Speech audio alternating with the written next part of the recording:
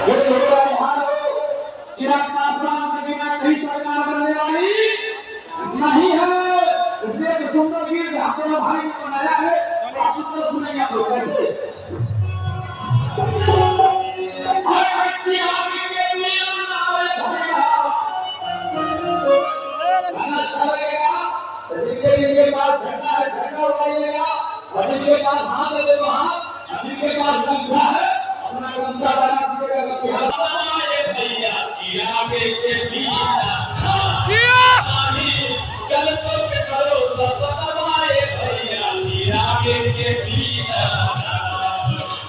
चिराग के पीछा नारे भैया चिराग के पीछा।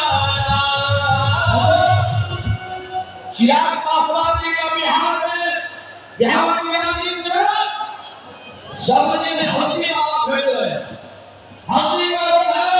आप सब्जी में सब कुछ लेंगे लेकिन जब हल्दी नहीं पीजिएगा सब्जी का कलर नहीं आता है, खाने में देखने में चलता है। वही हल्दी का काम कर रहे बिहार के अंदर में। इसलिए जिनको बने नेता पे दम है हम हैं, मैं कार्यकर्ताओं से कहूँगा विधानसभा चुनाव के जोश को बनाए रखना है, ठंडा नहीं होने देना है।